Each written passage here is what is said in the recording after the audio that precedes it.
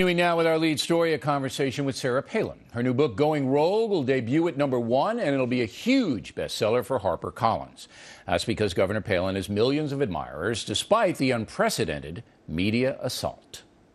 I was in Minneapolis, as you probably know, watching your speech when you were nominated. It was, you obviously lights out speech. No, they say the difference between a hockey mom and a pit bull? Lipstick. Did you know, after you gave that speech, that the media was going to hammer you? Did you have any idea that they were going to come after you the way they have? You know what I thought they were going to come after me for? Getting a D in a college course 22 years ago. That was the big controversy in my little world. That was the skeleton in my closet that I crap. So once the media know. Finds that out, then it's going to be a. So you didn't know they were going to come after you? No, and neither did the campaign. Had the campaign known, then they would have had, practically speaking, things like a binder full of information about me. Can I say something bold and fresh? Please. You should have known. You are a pro-life woman, a pro-gun woman.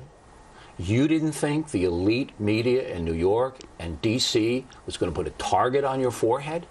Not to the extent that they did. No, I didn't anticipate that, and evidently those running the campaign didn't anticipate it either.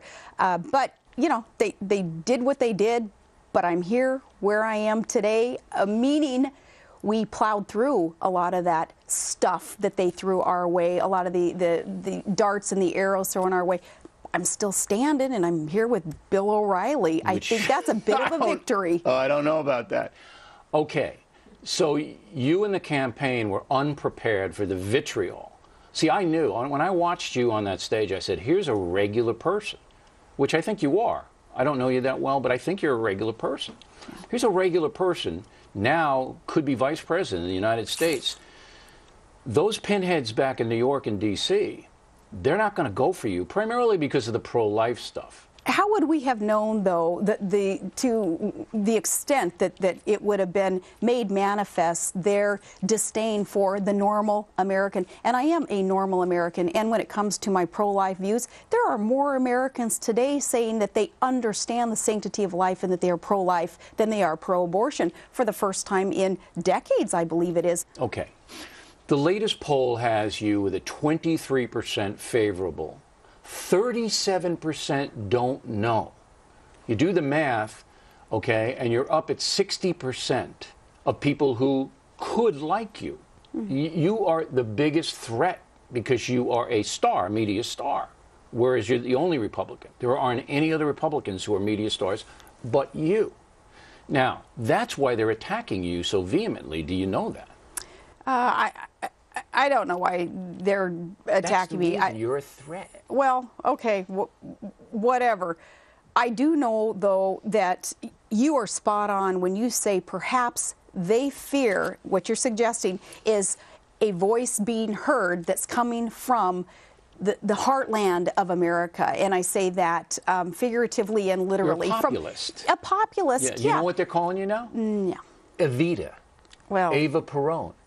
That's who they're calling you now. Well, I don't know, but the liberal media is going to do what they do. And more Americans, though, are getting disgusted with what they're doing. And not just because of any kind of personal or political attack on me. They're just saying, you know what, enough is enough. There is no longer a mainstream media that can be trusted to be objective and fair and balanced. I agree. People are getting their information. That's why Fox does so well. Exactly.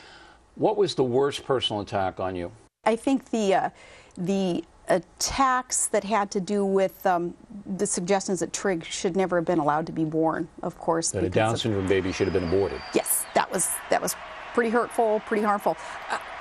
But the personal attacks there too, you know, that's something that we've dealt with and we plowed through it and we moved on. There were some practical things, though, that took place within the campaign that I wrote about in the book that were extremely disconcerting and disruptive in the campaign, like my personal emails being hacked into and then being broadcast via media outlets. It's lucky you didn't say anything scandalous. Well, I know they were looking for it, though. Yeah, I mean, it was mundane. like a modern time break-in of a campaign headquarters, because electronically that is my campaign That's headquarters. Watergate light. Yeah. David Letterman Were you really mad that he made those jokes? I reacted, again, my reaction to a reporter who asked me about the joke that he made But about, in hindsight. about my 14-year-old daughter being impregnated by a baseball player. And my reaction was, oh, I thought that it was atrocious. It wasn't funny. And then from there, I think the spin kind of was that I was absolutely outraged. It gave me an opportunity to say that that kind of humor is pretty outrageous. It was a degrading comment about a young woman, and I would hope that people really start really rising up and deciding it's not acceptable. If Letterman invited you on to plug the book, would you go? No, I don't think I would want to boost his ratings and participate in that. No. Okay, interesting. Oprah asked you about Levi Johnston. Will he be invited to Thanksgiving dinner? Why do you answer? I wouldn't answer questions about him if I were Because you. you guys ask, and I don't know, give me advice. How do you pivot away from questions about a character who is saying things that aren't necessarily true and certainly aren't very nice about, again, one of my children and my family? I would just say he's the father of my grandchild, and I want a very loving relationship in our family. But I'm not going to say anything more.